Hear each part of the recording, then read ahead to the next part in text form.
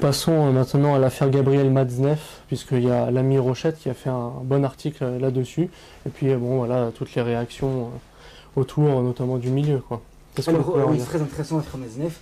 Heureusement que je la foi. Je suis un peu déprimé au mois de janvier. Je vois naufrage sur naufrage, même de personnalités pour lesquelles j'avais une certaine considération jusqu'à présent et qui a tendance un peu à fondre comme neige au soleil. Parce qu'on peut avoir, je comprends tout à fait, des nuances, même des divergences d'appréciation sur des sujets relativement secondaires, sur des questions économiques, sur des questions sociales, voire sur des questions géopolitiques. On peut ne pas être d'accord sur le port de la cravate et de la pochette, etc. Mais là, fondamentalement, quand il s'agit quand même d'un pédocriminel qui se vante d'avoir violé des enfants, et ça n'est pas de la mythomanie, on sait que c'est vrai, il n'y a aucun doute là-dessus. Bon, je trouve absolument effrayant qu'un certain nombre de personnalités, que je ne citerai pas parce que je ne veux pas si vous voulez donner l'impression de régler des comptes ou de faire des attaques personnelles, je crois qu'il vaut mieux en rester au niveau des principes. Bon, mais les gens comprendront. Il est invraisemblable, me semble-t-il, qu'un être normalement constitué, qui plus est père de famille, puisse avoir la moindre ambiguïté ou la moindre complaisance sur des viols d'enfants. D'ailleurs, je précise que dans le cas de Matzneff, ce sont des viols répétés. Il dit même qu'ils appellent parfois des réseaux pédocriminels. D'ailleurs, il y a des réseaux pédocriminels, on va y revenir là-dessus, parce que je crois que c'est quand même une question qui est très importante. Et donc, dans ces livres, dans ces journaux intimes, je ne citerai pas ici parce que c'est tellement épouvantable, où vraiment il se vante même par exemple de viols d'enfants à Manille, des enfants de 8 ans, de 10 ans, de 11 ans. Il y a un passage où il y a même 4 enfants, 4 garçons en même temps dans son lit, quoi. Et qu'il y en a un qui lui reproche d'être trop violent, voilà, etc. Parce qu'il faut bien comprendre que des gens comme ça, c'est des gens qui sont complètement détruits, leur vie est complètement détruite. J'avais vu avec les tarifs, il y avait des, c'était des services d'escorte avec des enfants. Plus ils sont jeunes, plus ils sont chers. Plus le pays est risqué, plus ils sont chers aussi. C'est-à-dire que, je sais pas à l'époque, un petit Thaïlandais ou un petit Africain coûte beaucoup moins cher qu'un Allemand, un Hollandais ou un Français. Donc Gabriel Matzneff, on le sait, il est tombé, Dieu merci. Toutes les maisons d'édition ont retiré de vente les journaux intimes, pas les romans. Gallimard n'a pas retiré les romans, les essais. Ils ont retiré juste les journaux intimes, là où il y a pédocriminalité. Pourquoi ? Parce qu'ils savaient que c'était poursuivable, parce que c'était illégal. Hein, c'était de la promotion, c'était de l'apologie de la pédocriminalité. Gabriel Matzneff écrit absolument tout dans ses journaux intimes, tout. Je ne citerai pas ici parce que c'est tellement épouvantable. C'est-à-dire comment il a couché avec une gamine, un gamin de 10 ans. Ici, c'est Mes amours décomposés, journal 83-84. Mardi 1er novembre, c'est un journal intime, donc il écrit la date. Après-midi, à visionner des films pornographiques pédophiles chez JCG. Je connaissais certains de ces films pour les avoir vus à Dijon chez le malheureux Jacques S. Celui-ci les a remis à JCG quelques jours avant de se suicider. Sur la dizaine de films qu'il m'a projetés, films privés très supérieurs aux séries en vente à Amsterdam et au Danemark, 3 au moins étaient excitants, beaux. Une fille de 13 ans et 2 garçons de son âge, 2 garçons de 12 ans et 13 ans, et 3 garçons âgés de 10 à 14 ans. Se caressant, se suçant, se possédant, se faisant minette et feuilles de rose, etc. C'était charmant, mais une fois de plus, j'ai vérifié combien je suis peu spectateur. Ce que j'aime, c'est vivre et non regarder, vivre les autres. Là, moi, là, actuellement, je ne vais pas vous mentir, j'ai le sang qui bouillonne. Voilà. Là, j'ai des envies qui ne sont pas très catholiques. C'est insupportable, c'est démoniaque, c'est insupportable. Page 222. J'écris ceci au Hilton tout à l'heure, mes notes sur les femmes vers 16 h. Au Robinson, blablabla, blablabla. Oui, alors, c'était le bon choix, comme aurait dit Giscard. Oui, un joli gamin pétillant de malice, parlant un bon anglais, écolier bien propre, 13 ans. Il n'a pas voulu que je le baise, mais il m'a sucé à merveille et m'a fait jouir. Puis nous sommes descendus à la piscine. Cela m'a rappelé l'âge d'or de Manille, le temps du DM. Page 222 de Mes amours décomposés. Je suis désolé, hein, franchement, je suis désolé de vous faire subir ça. Mais il faut le faire. Page 226, toujours le même journal intime. Norman, c'est la première fois que j'amène un garçon de 12 ans. Et pas un gosse des rues, un petit écolier en uniforme écartable au dos dans un hôtel de passe. Impression inouïe. La peau douce, le corps gracile, la bouche industrieuse, le culot divino d'un Gilbert, 13 ans, d'un Normand, 12 ans, me donne beaucoup de plaisir, mais un corps de très jeune fille aux formes non totalement épanouies, blablabla. Enfin, dernier extrait, 16 h, page 314. La différence entre une fille de 13 ou 14 ans et une fille de 11 ans, c'est que la première, si un vilain monsieur tel que moi lui dit « tu as de jolies mains », notera ce compliment dans son journal intime, au lieu que celle de 11 ans ira aussitôt toute contente de le répéter à sa mère « Gabrielle m'a dit que j'avais de jolies mains ». Je ne sais pas si Anne a apprécié que dès qu'elle a le dos tourné, je drague sa fille de 11 ans. Voilà. Voilà ce que Gallimard, la maison d'édition la plus prestigieuse en France, hein, collection L'Infini NRF, a publié dans ses journaux intimes. Le type, il viole des gamins et il en fait du pognon. Ils font de l'argent en violant des gamins. Voilà, Gallimard. Qu'est-ce qu'on attend pour foutre tous ces gens en prison? Qu'est-ce qu'on attend? Il fiche en l'air sciemment des vies d'enfants, et ces enfants, parce qu'on sait très bien que des gens qui ont été abusés, violés, surtout dans leur enfance, il n'est pas rare que malheureusement ils fassent la même chose plus tard, parce qu'ils ont ce traumatisme-là. Donc c'est en cascade des vies qui sont détruites, si vous voulez. Bon. Cohn-Bendit en avait fait autant d'ailleurs. Tout à fait, on va venir pour... Bonjour. Est-ce que vous avez essayé de vous renseigner sur les petits-enfants que vous avez à toucher? Est-ce que vous savez ce qu'ils sont devenus? Est-ce que vous ne croyez pas que vous devriez vous en occuper, vous en préoccuper? Ce sont des vies humaines, ce sont des âmes. Est-ce que vous n'avez pas une responsabilité? Vous êtes beaucoup dans les médias. Bonne journée. Bonne journée à vous. Non, moi je frappe jamais quelqu'un. C'est bien. Non, là, vraiment, Est-ce que, je disais bonjour. mais Bonne est-ce journée. qu'il n'y a quand même pas une pensée à avoir pour eux? Vous avez eu des mauvaises pensées, je crois qu'on peut les qualifier de mauvaises pensées. Et vous avez agi sur eux, c'est quelque chose, bon, c'est interdit, on vous en tient pas rigueur. Bonne journée. À la limite, Bonne journée. tant pis, mais Bonne journée. est-ce que vous pourriez me répondre à ça? Vous êtes Monsieur, j'ai vraiment l'impression de vous harceler là, mais ce sont des questions qui n'ont pas été... Écoutez, monsieur, je vous dis une chose. Oui. Vous me laissez tranquille Oui. et tout va bien. Donc ce sont des questions auxquelles vous ne voulez pas répondre. Pourquoi est-ce que vous ne mettez pas ça de côté une fois Vous pour voulez toutes? que je vous casse votre truc? Mais non, ce serait pas bien. Alors foutez-moi. D'accord, mais est-ce que vous pourriez peut-être faire une mise au point dans les médias, une mise au point à venir? Vous allez avoir des responsabilités importantes près de l'AREM. Est-ce qu'il ne serait pas temps de faire une mise au point, monsieur? Est-ce que Macron veut que vous lui apportiez les réseaux pédocriminels? Pourquoi les médias d'un seul coup lâchent Maznev alors qu'il a été soutenu jusqu'à présent? C'est aussi une intéressante question. Bon. Mais si vous voulez, on doit être très clair là-dessus. Bon, enfin, je veux dire, c'est quand même invraisemblable. Donc quand je vois des gens qui l'ont soutenu pendant des décennies, Alain de Benoît par exemple, la revue Éléments, Maznev c'est l'égérie de cette revue néo-païenne.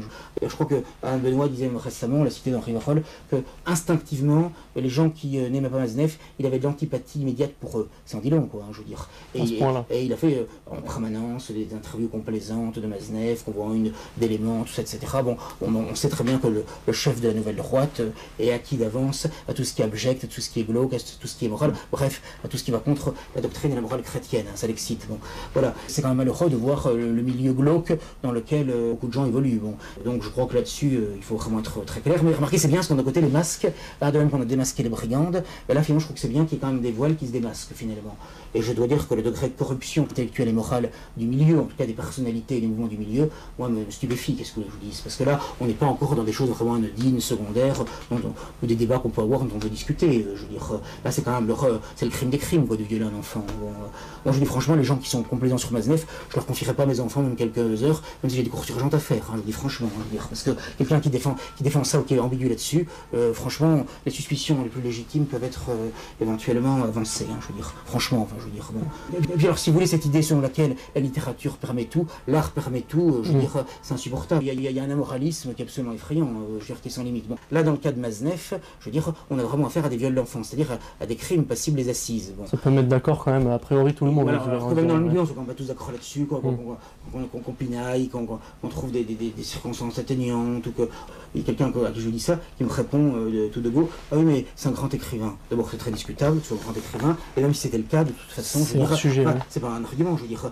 Et alors, on me dit oui, mais il a dit des choses intéressantes sur la décadence, mais c'est comme si on avait interrogé Dutroux dans sa prison, en l'interrogeant doctement, qu'est-ce qu'il pense de la décadence de l'Occident, qu'est-ce qu'il pense de telle politique en Belgique ou en France. Il écrit dessus, mais c'est il de en vit. l'indécence. Non, mais ce sont des gens qui sont inaudibles, si vous voulez, quand on a commis de tels Puis crimes. Maznev, il On vit est- de la décadence, quoi, en plus. Voilà. Enfin, je veux dire, c'est invraisemblable, si vous voulez. Donc, dans l'affaire Maznev, alors pourquoi maintenant? Bon, je pense qu'il y a deux raisons à ça, à mon sens, peut-être d'autres. La première, c'est que vous remarquerez que les médias qui l'attaquent, c'est pas tellement sur la question des viols des petits-enfants, ils en parlent pas ou très peu. C'est plus par rapport à MeToo et au féminisme, en quelque sorte. Hein. C'est plus sur cet angle-là, finalement, qu'ils pointent le curseur, alors que le pire de Maznev n'est pas là, même si c'est déjà pas glorieux, tant s'en faut, mais je veux dire, le pire, c'est les viols d'enfants, de garçons, etc. Bon, voilà. Profitant en plus de la misère, bien qu'il n'ait pas cellule uniquement dans le tiers-monde. S'agissant donc de Maznev, oui, donc je pense que d'une part, effectivement, bon, il y a le côté féministe, bon, c'est le livre de Vanessa Springora, Le consentement, mais où elle dit la vérité finalement. Hein. Alors on dit, elle le dit, elle raconte des choses qui sont passées à 30-40 ans, mais il faut comprendre que des victimes de ce type, il y a un traumatisme, et souvent c'est très longtemps après.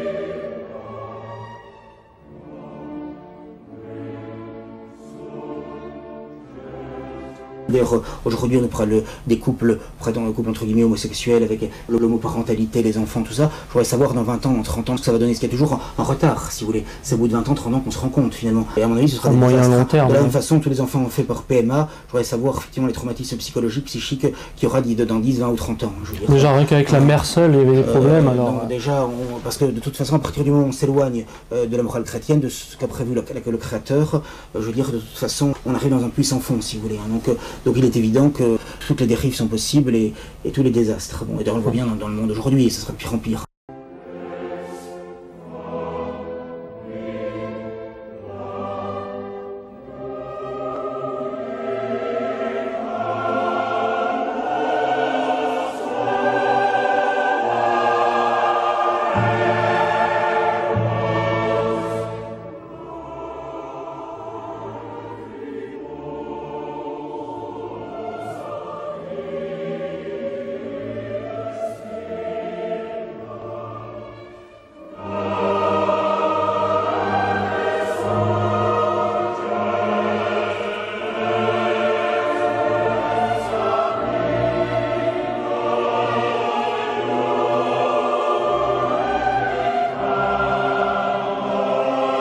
Donc, il a été éjecté pour ça. Ouais. Donc je pense qu'il y a le côté féministe, comme plus une éditrice connue sur Paris, bon, à Paris, bon, voilà, ça a joué. Et puis je pense aussi que c'est effectivement une offensive contre la droite, ou contre ce qu'on appelle la droite, parce qu'il n'y a plus de droite en France, malheureusement. Hein, quand on a à défendre des Maznef, ou à défendre l'avortement, ou à défendre le mariage homosexuel, ou entre guillemets le mariage homosexuel, ou la théorie du genre, hein, c'est qu'il n'y a plus de droite en France. Il n'y a plus de droite parce qu'il n'y a plus de catholicisme aujourd'hui. Hein, parce que la droite, historiquement, c'était les catholiques. S'il n'y a plus de droite en France, c'est pas autre chose, c'est ça plus Nuremberg, plus le jeu de droit de l'homme de Nuremberg, mais qui n'a pu vraiment atteindre son but que précisément parce qu'il y a une apostasie générale. L'antifascisme et l'anticatholicisme. Parce que la droite, traditionnellement, elle défendait la patrie, elle défendait la religion. Voilà, à partir du moment où les gens n'ont plus aucune conviction religieuse, il n'y a plus de morale, il n'y a plus rien. C'est très facile à démontrer. C'est dans le 4e commandement, comme on doit honorer nos parents, par extension, on honore les ancêtres, la patrie. Voilà, exactement, le 4e commandement, absolument. Donc c'est aussi une offensive contre la droite, parce que la pédomanie, elle est transversale, si vous voulez. Elle est aussi à gauche qu'à droite. Et vous remarquerez que tout de suite, d'ailleurs, Frédéric Mitterrand l'a défendu, un certain nombre de personnalités l'ont défendu, et en réalité, il est certain qu'il y a des réseaux pédocriminels. Bon, on le sait depuis déjà un certain nombre de décennies. Moi, je dois dire que j'avais été très frappé à l'époque par l'affaire Roch. Vous savez, ces enfants qui avaient raconté le fait que leur père, qui est un magistrat libertin, enfin libertin, c'est un adjectif qui peut cacher bien des horreurs, avait participé, vous savez, à des parties fines où à la fin était sacrifié soit un enfant, soit une personne handicapée, un clochard, etc. Quelqu'un sans identité. D'ailleurs, vous remarquerez que Maznev, dans ses livres, dit que les jeunes femmes auxquelles il s'en prend, qui ont souvent 13-14 ans, c'est en général des enfants divorcés. Pas répertoriés ou... Non, mais c'est des enfants divorcés, c'est des enfants perturbés, isolés. Et il dit dans un passage à Freud, il dit de toute façon, les enfants qui aiment leurs parents, qui sont proches de leur famille, de leurs frères et sœurs, tout ça, c'est une graine de médiocre, dit-il avec mépris. Et il dit, c'est pas ces gens-là qui m'intéressent. Alors, revenons sur l'affaire des enfants. Moi, c'est une affaire... Alors, ce que j'en connais, on va résumer un petit peu pour les gens, mais en gros, donc ce sont les fameux enfants donc de ce juge qui était impliqué de très près dans cette affaire Allègre, qui semble-t-il un soir et plusieurs soirs même de suite s'est confié à ses propres enfants en leur faisant des révélations fracassantes sur le milieu de la justice et en particulier les cérémonies, on va dire, un peu sataniques auxquelles leur père avait participé. Alors, faut savoir qu'aussi le père était imbriqué dans une histoire avec des photos sur Internet qui étaient parues dans un site. Il avait été reconnu et identifié par un journal britannique. C'était dans un journal. Dans un journal britannique, voilà. La deuxième femme avait été montrée nue. Voilà. Donc, c'était une prostituée. Voilà. Bon, et le père a accusé son ex-femme et les enfants Roch d'avoir fomenté un coup contre lui. Qui a duré plusieurs années, qui est allé jusqu'à la Cour de cassation. Je crois même, à vérifier, ils ont été condamnés. Ils ont fait l'objet de perquisitions qui étaient des perquisitions absolument inimaginables. Je me rappelle aussi que après une audience, ou en sortant c'était après une audience, ils ont été littéralement agressés par des policiers qui les ont violentés. Et ça, c'est parfaitement établi. Alors, ce qui s'est passé, ces enfants, Roch, Diane et Charles, bon, moi je les ai fréquentés pendant des années, et j'ai recueilli beaucoup de confidences de leur part, et Charles a eu l'idée de présenter un spectacle au théâtre de la Main d'Or. Le spectacle s'intitulait Fils de juge. Il l'a donné pendant un an. C'est moi-même qui présentais le spectacle, sa sœur était à la régie, et je les raccompagnais tous les soirs chez eux. Ça a duré comme ça pendant 1 an. Voilà en gros ce que je peux dire. Bon, pour moi, ce sont des gens d'une grande intégrité. J'ai pu aussi converser à plusieurs reprises avec leur mère, qui était également une femme de très grande classe. On a eu pendant des années des échanges très réguliers. Alors, ce qui m'amène à dire que dans cette affaire, je pourrais au moins évoquer 2 personnages, c'est qu'il y avait un substitut du procureur qui s'appelle Bourraguet. Bourraguet a été soupçonné de bien des choses, et notamment d'avoir été présent sur les lieux lors de la découverte du corps d'une femme qui s'appelle Lynn Galbardi. Il l'a toujours nié, il l'a toujours nié, et je vois ressurgir sur le Parisien, voilà, il y a un article qui est paru le 14 mai, je crois. Un rapport gênant pour le procureur Bourraguet. Donc ça veut dire que cette affaire n'est pas terminée, et elle peut ressurgir.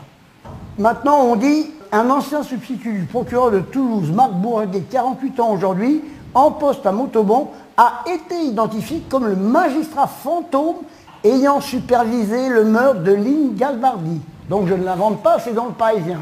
Donc je ne fais que reproduire un article du Parisien. Je peux aussi dire que Marc Bourraguet a engagé des poursuites contre les enfants Roche. J'ai assisté à leurs 2 procès.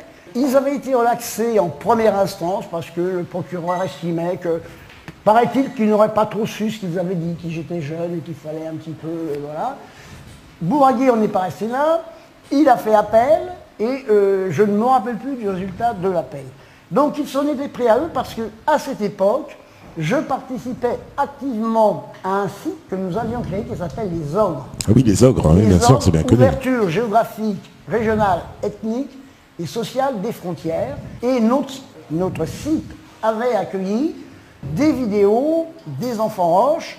Puis il y avait aussi un autre site qui était Politique de vie, qui était animé par Christian Cotel. Donc, ah oui, Christian Cotel, bien sûr. 2 sites qui avaient diffusé des informations. Il se trouve qu'une vidéo sur l'intervention de l'avocat de Marc Bourraguet, nous avons été amenés à la retirer, bon, parce qu'on préférait éviter la procédure. Bon, alors, j'en dirai pas plus, le dossier, pour moi, il est sur le point d'être réactivé. Je peux dire aussi que j'ai été témoin dans cette affaire de conversations que Charles avait eues avec une des prostituées qui mettait en cause le comportement de M. Baudis. Il s'agissait de Patricia. Patricia, oui. Nous avons eu plusieurs conversations. Nous devions, Charles et moi, rencontrer Patricia. En principe, on devait y aller un samedi. Et je crois que le vendredi, j'ai dû avoir un coup de téléphone. Elle me dit, eh ben non, ne venez pas, parce que la police surveille mes faits et gestes. Et je crois même qu'on avait exercé des pressions. Je suppose qu'on avait exercé des pressions sur Patricia pour qu'elle ne nous reçoive pas.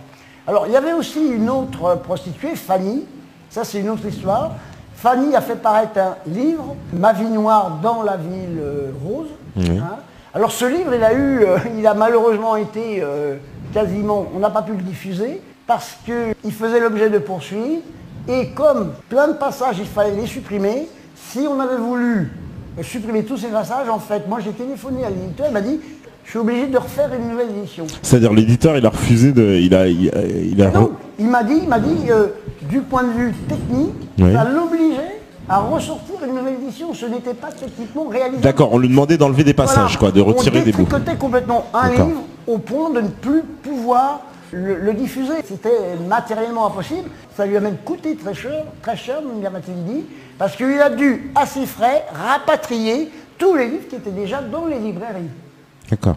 C'est cette affaire, c'est là que j'ai commencé à découvrir une réalité dont j'ignorais ce qu'étaient les pratiques de ces sectes. Il faut quand même savoir qu'à dans la région de Toulouse, il y a toujours 195 meurtres ou disparitions ou des faux suicides qui n'ont jamais été élucidés.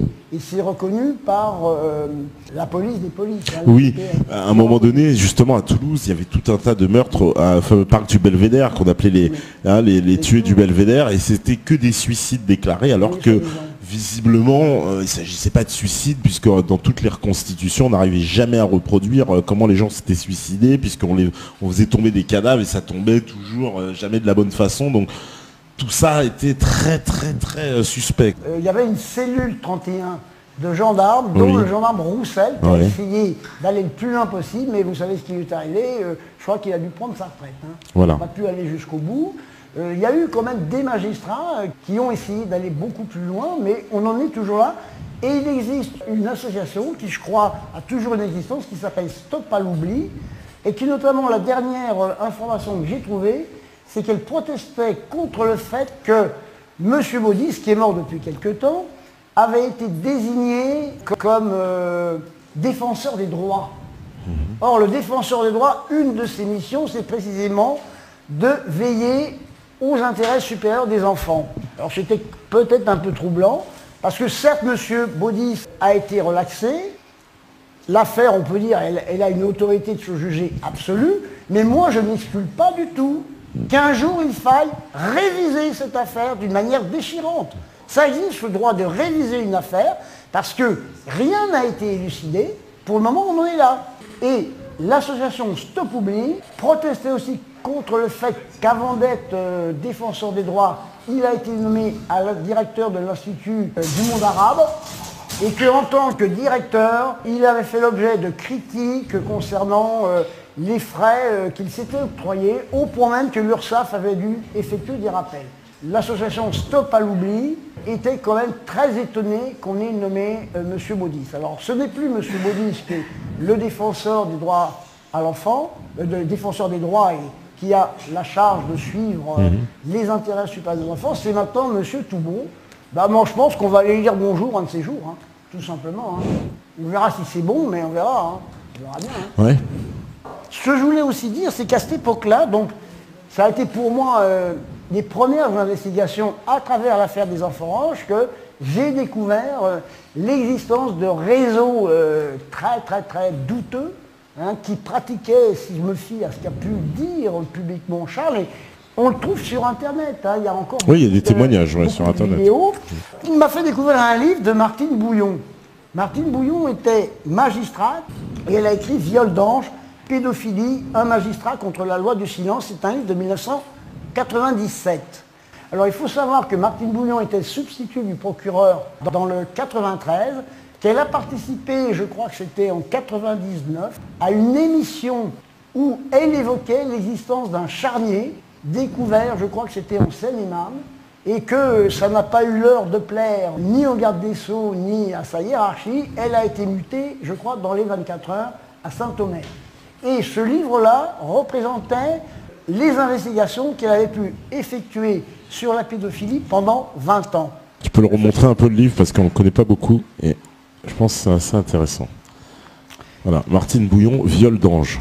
Et alors ce que je voulais vous dire aussi, c'est que dans le dernier film de Béatrice Pignède, elle aborde dans la deuxième partie la question des enfants roches. Voilà. Oui, donc il prendra des enfants qui traînent à Manille. Je crois que sur Radio Courtoisie, il avait raconté, Radio Courtoisie, qui aime inviter une bonne brochette d'homosexuels et pédomanes, d'ailleurs, depuis longtemps. Bon, ça c'est une autre question. Parce qu'il faut aussi nettoyer les écrits d'Ogias dans le milieu, on y reviendra. Enfin, toujours est-il donc que, s'agissant donc de Mazenef, il y a un moment donné, il raconte une anecdote que dans une piscine à Paris, je crois, il a vu une jeune enfant, une fillette, qu'il avait envie évidemment de pervertir, etc.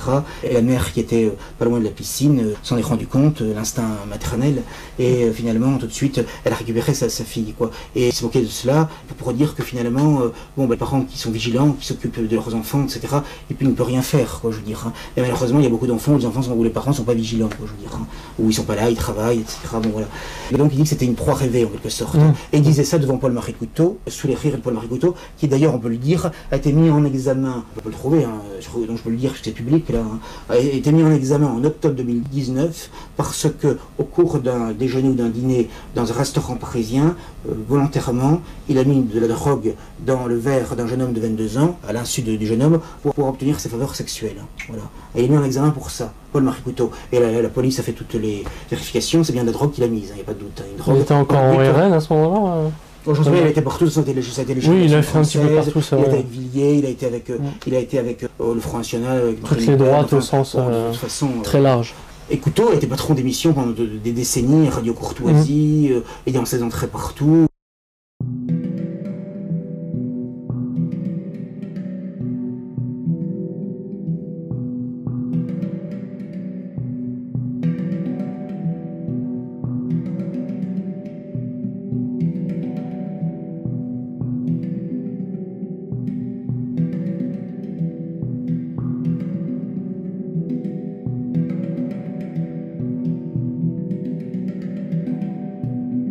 Voilà la moralité de ces gens-là, hein. Voilà quoi, à quoi on a affaire, c'est quand même hallucinant. On n'est pas dans des choses quand même bénignes, anodines là-bas. C'est quand même effrayant de voir toutes les complicités qu'il a eu dans le milieu, quoi. Je dirais, les gens qui l'ont fréquenté assidûment et qui ont lu ses écrits et qui ont continué à le fréquenter, à en dire du bien, à le vanter, à vanter ses écrits. C'est quand même quelque chose d'hallucinant. Et je vois aujourd'hui encore quand il y a des gens qui nous disent oui mais bon il faut faire attention, il faut distinguer les phébophilies et la pédophilie et la pédomanie, vous allez utiliser des distinctions qui se veulent subtiles, enfin tout ça sont des sophismes. Oui, dans ce domaine-là, non. Enfin, c'est quand même absolument effrayant, je veux dire. Parce que même des jeunes filles de 13-14 ans, ce sont des jeunes filles extrêmement jeunes et évidemment dont leur vie sera détruite par ce genre de comportement, d'autant plus que Vanessa Springora en question, je veux dire, il la sodomise, quoi, excusez-moi d'employer ce terme et tout ça, mais je veux dire, c'est des choses abominables. Alors qu'elle est hospitalisée pour des problèmes gynécologiques, il va la voir tous les jours et lui imposer des choses abominables. Voilà qui on a affaire. Gabriel Matzneff était un visiteur du soir de François Mitterrand, le président de la République. Il avait une lettre sur lui qu'il croyait pouvoir le protéger, comme on a bien témoigné Madame Springora, l'auteur du livre le Consentement. Donc il avait une lettre, il s'est dit si les flics m'attrapent, je leur montre la lettre. Madame Springora nous explique que lorsqu'elle est allée voir les médecins à l'hôpital, en expliquant que ça lui faisait trop mal ses rapports sexuels avec un adulte, etc., le médecin lui a demandé s'il ne voulait pas qu'il lui fasse une chirurgie pour ouvrir l'hymen et lui faciliter les rapports sexuels. Elle avait 14 ans. Elle avait 14 ans. Des gens se sont plaints. Ils ont envoyé des lettres anonymes à la police. La police n'a rien fait. La police n'a rien fait. Ok ? Voilà les gens qu'on présente comme des géants de la littérature, comme des gens tout à fait estimables, simplement des libertins, alors que ce sont des gens, si vous voulez, qui considèrent qu'ils sont au-dessus de la morale ordinaire. Et je dis aux auditeurs, méfiez-vous des gens qui considèrent qu'ils sont au-dessus de la morale ordinaire, parce que finalement, tout est permis. Et de ce point de vue, on y reviendra tout à l'heure, mais que ce soit Matzneff, que ce soit la Bruyère, le gourou des brigandes, c'est toujours la même idée, on est au-dessus de la morale ordinaire. Et à partir du moment où on est au-dessus de la morale ordinaire, on est un aristocrate pour Matzneff, on est des elfes, le royaume elfique pour la Bruyère, donc on est au-dessus de l'humanité ordinaire qu'on méprise, et bien finalement, on peut tout se permettre, hein, y compris d'harceler des personnes, de les conduire à la mort, de les conduire à les détruire totalement, psychiquement, moralement, voilà, voire physiquement. Aujourd'hui, M. Brune Larebière écrit un texte, enfin c'est pas aujourd'hui, il y a 2 jours, le 21. Exclusif, affaire Matzneff, l'ancienne ministre Michel Barzac, entendue comme témoin. C'était une ministre de la Santé, de Chirac, du RPR, de l'époque du RPR.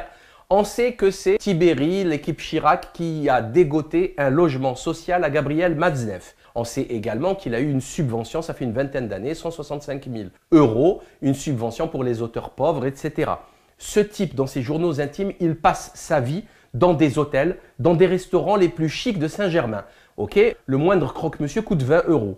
Hein, c'est le tarif. Tous ceux qui connaissent Saint-Germain, le milieu des écrivains, etc., le savent. Et il a été financé par de l'argent public, avec un logement et des subventions, sans oublier, bien sûr, 2 médailles, dont une délivrée par Jacques Touban. Ce n'est plus M. Baudis qui est le défenseur du droit à l'enfant, le défenseur des droits et qui a la charge de suivre les intérêts supérieurs des enfants, c'est maintenant M. Toubon. Bah, moi, je pense qu'on va aller lui dire bonjour un de ces jours, hein, tout simplement. Hein. Dont une délivrée par Jacques Touban, la droite. Alors qu'on ne nous dise pas que c'est la gauche qui est pédophile en France. Ce n'est pas vrai. La pédophilie concerne absolument tout le monde, de l'extrême gauche à l'extrême droite, ok? Parce qu'il faut aussi nettoyer les écrits d'Ogias dans le milieu. Donc cette dame, on nous explique, le plus calmement du monde, en fait il l'écrit lui-même dans ses journaux intimes, c'est pas une nouveauté, mais c'est les journaux intimes les plus anciens, c'est les années 70. Ceux-là, je les ai pas lus. Il explique que pour ne pas que la fille tombe enceinte, et comme elle était mineure, moins de 15 ans, elle n'avait pas le droit de prendre la pilule ou d'avoir une prescription médicale. Alors, il fait bouger ses réseaux et il se débrouille une médecin, gynéco, qui va lui faire cette ordonnance et qui va le faire à plusieurs reprises. Parce que comme lui, il couche avec des centaines de filles et de gamins, pour les filles, il ira régulièrement chez elle et elle va lui faire des ordonnances pour violer des gamines. Ok? Elle était, semble-t-il, au courant. C'est écrit dans le livre. Donc elle sera entendue comme témoin. Cette dame a été présidente de l'UNESCO, la protection de l'enfance. Cette femme, plus une autre, la fondatrice de Cosmopolitan, etc., sont censées être des féministes, blabla, la condition de la femme, mais apparemment, celle des enfants, ils n'en ont rien à faire. Donc, nous avons, c'est quand même dingue, hein, un médecin qui a voulu lui faire une chirurgie pour faciliter ses viols par ce port de Matzneff, une médecin gynécologue qui va lui donner faire des ordonnances alors qu'elle est mineure. C'est quand même fou, c'est fou d'en arriver là. Après, on nous dit qu'il n'y a pas de complot, qu'il n'y a pas quelque chose qui cloche. La justice n'a rien vu, la police n'a rien fait. Et c'est normal. Une 60aine d'années de journaux intimes dans les plus prestigieuses maisons d'édition. En plus, il fait du pognon avec sa pédocriminalité. Bon, ministre qui va lui prescrire donc des pilules de contraception pour pas que monsieur fasse des gosses à droite à gauche. Bon, je suis sûr qu'il a dû en faire avorter plus d'une. Ça doit être très simple, très logique. Rappelons que Gabriel Matzneff a été défendu par Jean d'Ormesson, par David Abiker, par Bernard Pivot, par Thierry Ardisson, par quasiment tout ce qui compte de prestigieux, entre guillemets, dans le monde des lettres. Rappelons également que Gabriel Matzneff est très proche. Il a été financé par le couple Pierre Berger-Yves Saint-Laurent, qui lui payait son loyer avant qu'il n'ait le petit appartement, le petit HLM de la mairie de Paris, offert par Tibéri. Rappelons qu'il était également proche de Bernard-Henri Lévy, qui l'adore, de Yann Moix, qu'il y a plein de gens qui ont écrit des textes dithyrambiques sur le pédocriminel Gabriel Matzneff. C'est passé comme une lettre à la poste, c'est complètement sidérant. C'est à peine croyable, hein, tout ce que je vous dis. Mais tout ça, on le sait, hein. On en a parlé à maintes reprises. N'en déplaise au gourou mythomane Alain Soral, qui n'arrête pas de répéter que non, c'était pas des enfants. Si, 10 ans, c'est des enfants. Hein. À Manille, c'était 10 ans et même moins. Arrêtez de mentir, arrêtez de vous foutre de la gueule du monde. Non, c'est un pédocriminel qui est allé défendre aux assises Jacques Duguay. Jacques Duguay qui est un serial violeur d'enfants, qui s'est retrouvé avec des centaines de milliers de photos, vidéos de pédocriminalité, qui a pris 30 ans hein, aux assises à Chambéry il y a 10 ans. Okay, et c'est lui qui avait écrit le fameux papier dans Libération qui expliquait que des enfants de 5 ans adoraient se faire sodomiser, etc. C'est Jacques Duguay dans Libération en 2 parties. C'était son courrier au tribunal, au juge qui allait le condamner. Donc Libération, Serge Julie, etc. Matzneff qui était aussi publié chez Le Point dans sa rubrique Le diable dans le bénitier. Le diable dans le bénitier. On est vraiment dans le satanisme. D'ailleurs, pour finir, dans un livre qui s'intitule Les patients schismatiques, paru en 1977, Gabriel Matzneff a écrit ceci. « Ma nature d'anjuanesque aime trop la conquête, la drague, la séduction. Et mes amis pédophiles peuvent témoigner que ce n'est qu'exceptionnellement que j'utilise les réseaux de notre secte où l'on se refile les gosses et où l'unique séduction est celle du portefeuille. » Donc il écrit lui-même qu'il y a une secte qui se refile des enfants à coup de pognon. C'était un petit peu le travail de Marc Dutroux. Je pense aussi que ça peut être aussi le boulot de l'autre de Chambéry, là, je ne sais plus comment il s'appelle, Nordal-Lelandais. Il y a des gens comme ça, des sociopathes, qui vont aller chercher la chair fraîche de X manière. Voilà. Ou des parents qui vont vendre leurs enfants, c'est l'affaire Outreau.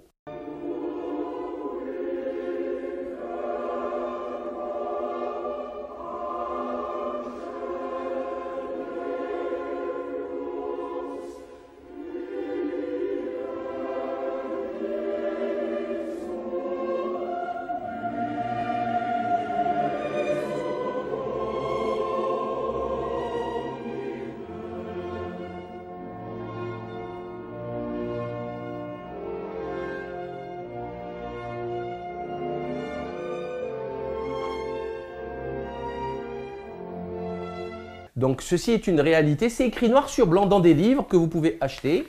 Donc ces gens-là sont protégés par Jack Lang, qui a signé la pétition du Monde de 1977, initiée par qui? Par Gabriel Matzneff. Frédéric Mitterrand, etc. Donc voici le topo en résumé de la situation catastrophique, lamentable des élites françaises germano-pratines, littéraires judiciaires, médiatiques, blabla, qui connaissaient la réalité de ce pédocriminel, ce qui ne les a pas empêchés de les couvrir, de les protéger, de leur donner de l'argent, de les faire travailler, pour qu'ils continuent leur prédation. Ça a été épouvantable du début à la fin. Là, on parle de gens qui sont dans le top 10 des grosses fortunes françaises, mais qui sont en fait dans les grosses fortunes mondiales. Et en fait, ce qui s'est passé, c'est que le gosse a été enlevé par son père en Suisse, de façon parfaitement, en fait, dès qu'il faisait quelque chose d'illégal, il y avait une décision de justice qui rendait la chose légale. Enfin, je veux dire, c'était les droits les plus élémentaires, que ce soit de sa mère, de l'enfant, c'était n'importe quoi, ont été complètement bafoués. Je vous dis, même, ils ne se sentaient même pas obligés d'une élémentaire politesse. Enfin, je veux dire, rien n'allait, du tout. Ça reste un des dossiers où la justice a dysfonctionné de la façon la plus décomplexée.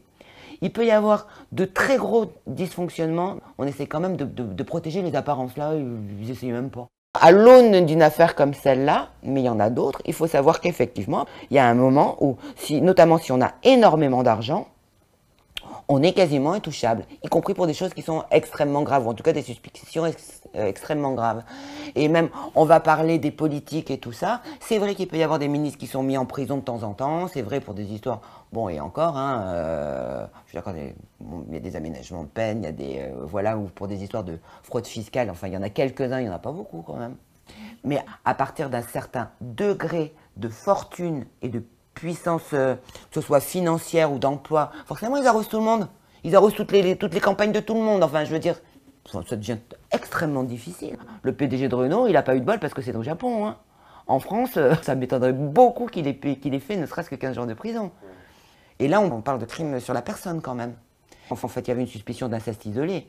Mais en fait, les témoignages dont parlaient les enfants, à parler l'enfant, enfin, de certaines choses, certains faits relatés par l'enfant, laissaient quand même présumer, en fait, des choses qui étaient en groupe et qui étaient beaucoup plus graves que ça, qui relevaient pas seulement de l'agression sexuelle, mais des actes de torture et de barbarie, comme j'en ai rencontré dans d'autres dossiers.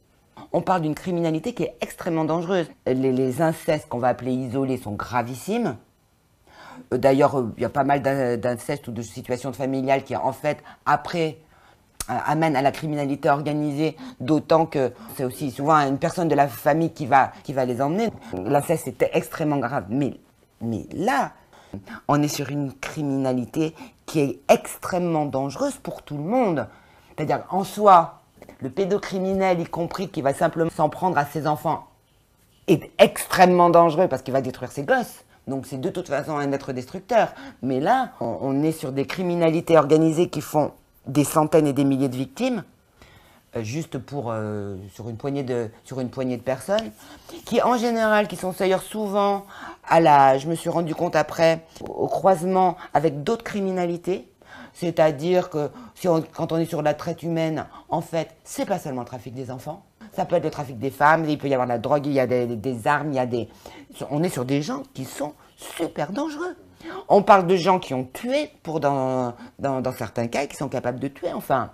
Je connais des familles qui ont été obligées de partir à l'étranger, mais juste pour leur protection. Bref, c'est ignoble. Et il y avait aussi beaucoup plus de photos de torture. De torture et d'actes de barbarie, il y en avait qui n'étaient même pas sexuels, c'était que ça. Parce qu'il faut voir que dans ce commerce-là, il y a les pédocriminels qui échangent leurs photos, qui font leurs trucs entre eux, mais il y a aussi un commerce, il y en a c'est juste pour le pognon, il y en a, au départ, ils ne sont même pas spécialement attirés par les enfants. On est vraiment sur des histoires de sous, quoi. Les victimes sont toujours aussi maltraitées. Un enfant qui est victime de viol a toujours, ou un adulte d'ailleurs, mais c'est encore pire pour les enfants, a toujours aussi peu de chances d'obtenir justice. Si c'est dans le cadre d'une organisation, c'est encore pire.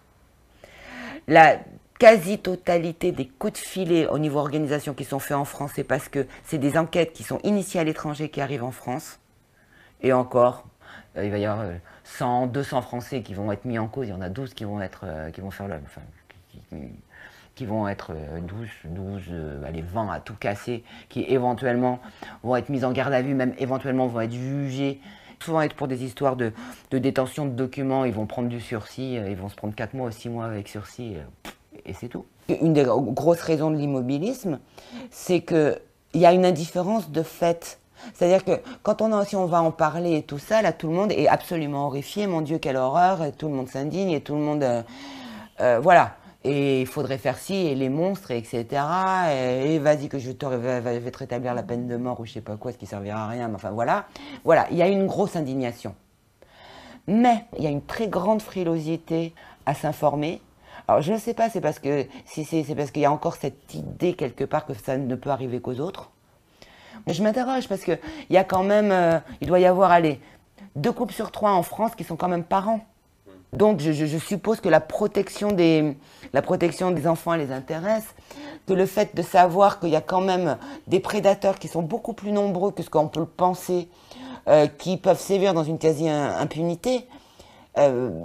Voilà, même s'il faut parler que de ses propres enfants, en admettant qu'on n'en a rien à fiche des enfants des autres, et quand même merde quoi. Parce qu'il y a aussi des enfants étrangers, et je ne pense pas que les gens en aient rien à fiche des affaires des autres. Il y a une image de famine, il y a des millions qui partent. C'est même pas un manque d'intérêt pour l'autre ou de générosité, je sais pas. Par contre, un manque d'intérêt actif, ou même s'il y a un truc qui passe à la télé, faire l'effort intellectuel d'aller regarder ça plutôt que mimimati, qui n'est pas fait, qui fait qu'on reste avec une espèce, en même temps peut-être d'impression, d'indifférence un peu du citoyen. Dans ces cas-là, les choses n'évoluent pas. Parce qu'il y a des tas de trucs.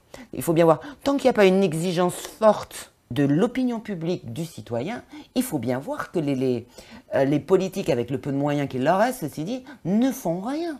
Ils répondent d'abord à des espèces d'urgence. Voilà, bon là, à l'époque d'Isabelle Guigou, sinon ils faisaient de la communication. En plus, ça coûte des sous. En fait, les gosses, personne n'en a rien à foutre. En plus, ils votent même pas. Alors, voilà. Pour que ce genre de situation évolue, et on parle quand même de danger de sécurité majeur pour que ce soit le citoyen ou sa famille, enfin je veux dire c'est très grave.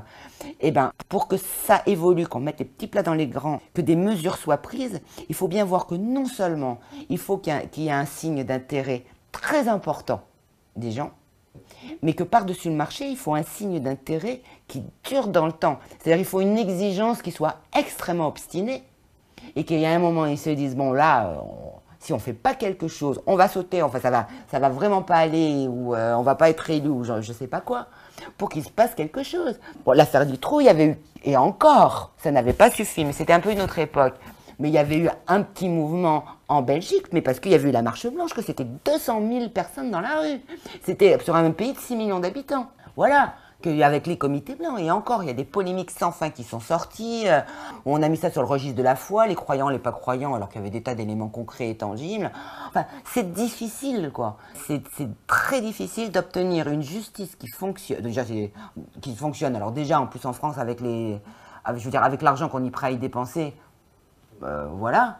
Mais il faut vraiment une exigence. Alors, je ne sais pas si ça il reste sinon, ou est-ce qu'il y a encore une sous-estimation du phénomène, une sous-estimation du risque. Enfin, je ne sais pas exactement, mais force est de constater que, il y a encore, l'information sur ces sujets garde un public qui est extrêmement restreint, quoi. Ceci dit, les dysfonctionnements, en matière de tout ce qui est agression sexuelle, de toute façon, ça c'est pas spécifique à la France. Hein, c'est-à-dire que, en gros, on reste encore dans une société où, qu'on le veuille ou non, on est plus ou moins sur la loi des plus forts. Donc c'est les hommes d'abord, les femmes après, et les enfants à la fin. Et c'est comme ça. Surtout très très important, faites exploser le hashtag balance ton ogre. Balance ton ogre. Il faut absolument que ça explose de partout. Ça suffit. Il faut que les gens se réveillent. Il faut que ça pète sur le Twitter et Facebook et partout. Et que les gens dénoncent une bonne fois pour toutes ces dérives d'un autre monde. Enfin, on est en enfer quand même. Hein. On est juste en enfer. À part ça, tout va bien. C'est le crime des crimes, de violer un enfant.